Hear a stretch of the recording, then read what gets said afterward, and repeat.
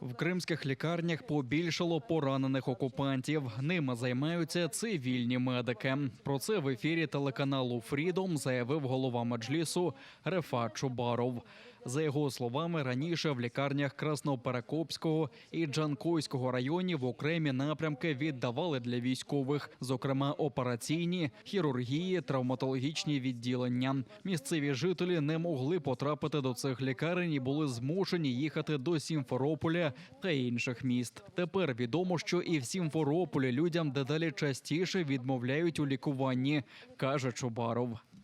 И вот эти обращения местных жителей, по которым им отказывают, они как раз говорят о том, что врачи, цивильные врачи, гражданские врачи заняты как раз и обслуживанием раненых. Количество раненых в крымских больницах но увеличивается.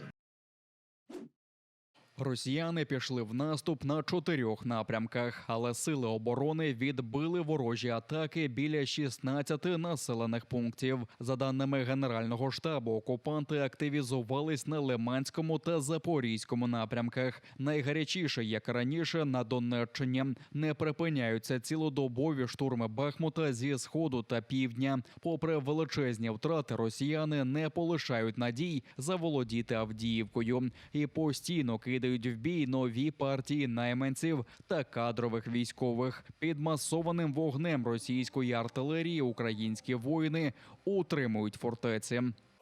На Херсонському напрямку командування російських окупаційних військ здійснює ротацію окремих підрозділів. Окупанти, які прибувають у тимчасово захоплені населені пункти, заселяються у залишені та примусово звільнені місцевими мешканцями помешкання. Крім того, 10-11 грудня помічено відведення окупантів з районних населених пунктів Новомиколаївка та Михайлівка Херсонської області. Росія боїться навіть літніх і тяжко хворих людей, звинувачуючи їх у закликах до повалення московської влади. Жителі Красногвардійського району виступили зі зверненням щодо абсурдності звинувачень проти Ерфана Османова, Сейрана Муртази, Аліма Карімова, а також Сервета Газієва та Джеміля Гафарова. 2 літніх бранців напередодні забрала карета швидкої просто з зали суду в Ростові-на-Дону. Раніше 62-річний Сервет Газієв вже переніс інсульт в ізоляторі, а Джеміль Гафаров має інвалідність 2-ї групи. Этот вопиющий, беспрецедентный беспредел, который творится, и эти бешеные сроки, которые на сегодняшний день дают нашим соотечественникам, это не что иное, как борьба с системой против наших стариков, против наших політзаключених. Минулого тижня на черговому ростовському судилищі окупаційні прокурори оголосили свій запит щодо покарання бранців.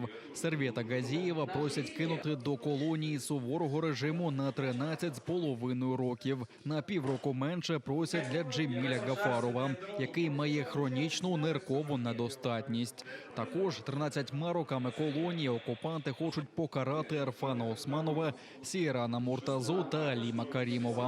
Їх серед 25 кримських татар затримали під час масової облави окупантів у березні 2019 року. Всім закидають нібито тероризм та спробу захоплення влади в Росії через нібито причетність до партії Хізбут Тахрір. Це государство, так называемое, боится людей такого возраста, которые могут якобы совершить какие-то террористические акты или переворот в стране. Я не пойму, это что за государство такое, если боится таких людей. Зрадник-гранатометник з Криму проведе наступні 13 років за ґратами. Таке рішення ухвалив Святошинський райсуд Києва, визнавши його винним у державній зраді та дезертирстві. Слідство встановило, що матрос після захоплення окупантами військової частини у Сімферополі у 2014 році добровільно присягнув на вірність російським окупантам.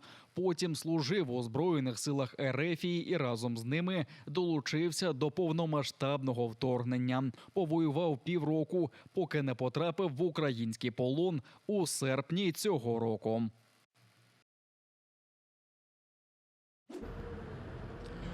Нові навички повітряної евакуації поранених воїнів і мирних жителів із зони бойових дій. Цьому навчаються українські медики на авіаційно-рятувальній базі у Варшаві. Там разом із польськими колегами почала навчання перша група фахівців із різних регіонів України. Перші це є ті, хто був вже готовий, найбільш готовий поїхати, і ті, котрі вже мають відповідний досвід. Це Київська область, Львівська область, Черкаська, Одеська, Івано-Франківська, де вже є більш підготовлені команди, щоб, скажімо так, не з нуля починати працювати. Теоретичне та практичне навчання проводитимуть медичні інструктори з льотної підготовки, які щоденно навчають персонал польської медичної аерорятувальної служби. Kabina medyczna śmigłowca EC-135. Na tym fotelu siedzi lekarz.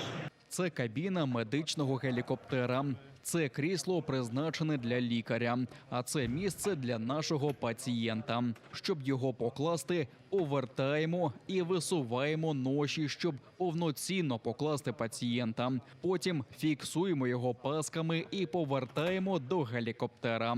А там він летітиме під наглядом лікаря. Цей проєкт підтримали Прикордонна служба Польщі, Державна пожежна служба, Фундація «Допомога полякам на Сход», товариство «Польська спільнота». Співпраця в покращенні навичок евакуації також сприятиме розбудові структур вертолітної служби екстреної медичної допомоги в Україні на основі найкращих європейських стандартів. Приїхали ми сюди на 10 днів з метою навчання. Мабуть, найцікавішою складовою, окрім великої кількості практичних занять, які будуть проходити на протязі 6 днів, як тренінгів, так і теоретичних занять. І навіть будуть у нас заняття з тактичної медицини у Варшавському національному медичному університеті. Мабуть, найцікавішим буде все ж таки робота у складі реальних бригад льотних аеромедичної евакуації Польщі. Ми будемо розподілені по 10 базам у всій Польщі і будемо практично відпрацьовувати ті навики, які нас навчають. Голова Бюро національної безпеки Польщі Яцек Сєвєра наголосив, що Польща підтримує Україну у розбудові повітряних рятувальних структур. І наступні групи медиків уже в дорозі.